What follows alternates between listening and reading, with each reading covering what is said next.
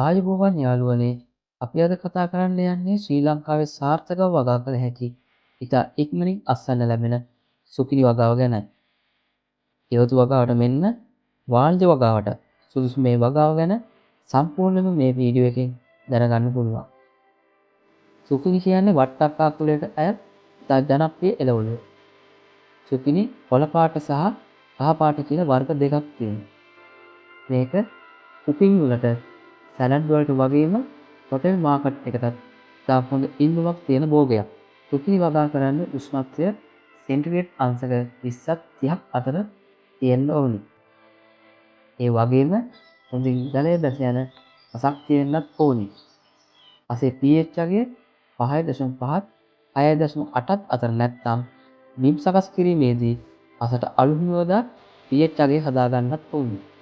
සුපිරි බීජ වට්ටක්ක බීජ වගේම බීජ තෙලින්ම ශේෂ්ත්‍රයේ හිටවන්නත් පුළුවන්. එහෙමත් නැත්නම් තවන් දාලා හිටව ගන්නත් පුළුවන්. මේකෙන් වඩාත්ම හොඳ තවන් දාලා හිටවන්න. එතකොට බීජ අපත යන්නේ නැහැ. හොඳ පැලයක් අපිට ශේෂ්ත්‍රයේ හිටව ගන්නත් පුළුවන්. ග්‍රෑම් 10ක සුපිරි බීජ 140ත් 160ත් අතර වගේ ප්‍රමාණයක් තියෙනවා. බීජ මේ විදිහට ලේවල පහසුවෙන් තවන් කරගන්නත් පුළුවන්. ගොඩක් වෙලාවට මේ බීජ ප්‍රතිකාර කරලාමයි එන්නේ. බීජ සිටවලා දවස් 5ක් 7ක් වගේ ගියාම මේ විදිහට පැලවෙන්න පටන් ගන්නවා. ඊට පස්සේ මේ වගේ වර්ධනයක් දකින්න පුළුවන්. බීජ සිටවලා දවස් 14ක් වගේ ගියාම මේ වගේ වර්ධනයක් පැලලා ශේෂ්ත්‍රයේ හෝ ජෑවිකව පිටව ගන්න අපිට පුළුවන්. පැල සිටුවීමේදී පැල දෙකක් අතර පරතර අඩි 2ක් 3ක් වෙන්නත් තේලි දෙකක් අතර පරතරය අඩි 3ක් 4ක් වෙන්නත් අතර ගන්න ඕනේ. පැල සිටුවීමක දවස් 2-3කට කලින් වලවල් කපා වලවල් වලට කොම්පෝස්ට් ගොම මූලික රසායනික පොහොර එකතු කර වල සකස් කරගත යුතුයි. සුපිරි පැල වලට නිතර ජලය ඕනි කරනවා. නමුත් අනවශ්‍ය ලෙස ජලය යෙදීම භෝගයේ දිලීර වර්ධනයට හේතු වෙන්න පුළුවන්. පොහොර යෙදීමේදී මේ chart එක බලලා මේ විදිහට පොහොර යෙදීම කරන්න පුළුවන්. පැල හිටවලා දවස් 25ක් 30ක් වගේ ගියාම මල් හට ගැනීම පටන් ගන්නවා. සුකිනි වල පිරින් මල් සහ ගැහැණු මල් හැදෙන්න වෙනුවෙන්. අපිට ඒක මේ විදිහට අඳුර ගන්න පුළුවන්. මුලින්ම මල් පිපෙන්න පටන් ගත්ත මුල් කාලයේ වැඩිපුර පිපෙන්නේ පිරින් මල්. පිරින් මල් වල මේ විදිහට පරාග දාන්න ගන්න. ඊට පස්සේ තමයි ගැහැණු මල් හට ගැනීම පටන් ගන්නෙ. ගැහැණු මල් අපිට අඳුර ගන්න පුළුවන්. ගැහැණු මලේ මේ විදිහට ගෙඩියක් තියෙනවා.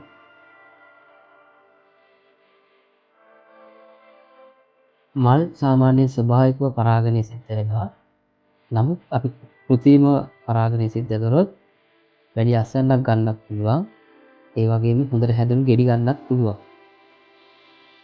පැල හිටවලා දවස් 45ක් 50ක් වගේ කාලයක් යද්දී අපිට පළවෙනි අස්වැන්න ගන්න පුළුවන්. ගෙඩි වල දිග සෙන්ටිමීටර් 15ක් 20ක් වගේ වෙනකොට අපි ගෙඩි කපා ගන්න ඕනේ.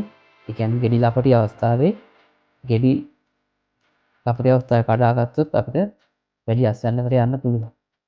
එහෙම නැතිනම් ගෙඩි ගොඩක් ලොකු වුණොත් වෙළඳපොළ ටික කරන්නත් අමාරුයි අස්වැන්නත් අඩු වෙනවා. නියමිත අවස්ථාවේ කපාගත්ත ගෙඩියක් මේ වගේ තමයි දකින්න පුළුවන්. ඒතුළු මේ ගෙඩියක බර සාමාන්‍ය ග්‍රෑම් 300ත් 400ත් අතර වගේ වෙනවා. මේක තමයි වෙළඳපොළ නිකුත් කරන්න පුළුවන් හොඳම අවස්ථාවේ ගෙඩි. උන්ට අවුරුදු කාලෙදී එක්කාගෙදී ඉඳ වෙනස් වෙන අඩු වැඩි වෙනවා. ගොඩ සංඛාරවලට ඉලෙක්ට්‍රික් 500 600කට යනවා. සුපිරි කියන්නේ හොඳ වෙළඳපළක් තියෙන භෝගයක්. අවුරුද්දේ විවිධ කාලවල පිළ ඉහළ පහළ යනවා. ඒ කාල බලලා ඒ කාලයට අස්වැන්න ගන්න වගා කරොත් ඔයාලට හොඳ ආදායමක් ගන්නත් පුළුවන්. හොඳට නඩත්තු කළ පැලයකින් කිලෝ 3ක් 4ක් ලේසියෙන්ම ගන්න පුළුවන්. සුපිරි වගාවේදී අපිට දකින්න පුළුවන් ප්‍රධාන පලිබෝධ හානිය තමයි පළතුරු මැස්සාගේ හා පැලමැක්කාගේ හානිය. ඊට අමතරව පණුවන්ගේ හානිය දකින්න පුළුවන්. පළතුරු මැස්සා මේ විදිහට ලපටි ගෙඩිවල පොත්ත සිදුරු කරලා බිත්තර දානවා. ඒ බිත්තර වලින් එන කීටෙන් ගෙඩියට හානි කරනවා. එතකොට අලතුරු මැස්සා පාලනයට අපිට වගාව ආරම්භයේදීම අලතුරු මැස්සාගේ ඉබුල් ශේෂ්ත්‍රයේ තැනින් තැන ගන්න පුළුවන්. ඒ වගේම මේ වගේ පහ පාට ඇල ස්ටික ශේෂ්ත්‍රයේ තැනින් තැන ගන්න පුළුවන්. එතකොට වගාවට එන වැඩිහිටි සතුන් මුල් අවස්ථාවේදීම මර්ධනය කරගන්න පුළුවන්. ඒ වගේම පැලමැක්කාගේ හානිය පොළවලට වගේම මල් වලටත් දකින්න පුළුවන්. පැලමැක්කා පාලනයට මේ තියෙන කෘමිනාශක පාවිච්චි කරලා පැලමැක්කාගේ හානිය මර්ධනය කරගන්න පුළුවන්. ඊට අමතරව සමහර අවස්ථාවල මේ වගේ මල්වල අණුව දකින්න පුළුවන්. මුලින්ම දකින අවස්ථාවේදී පණුවන් අතින් ඉවත් කරලා දාන්න.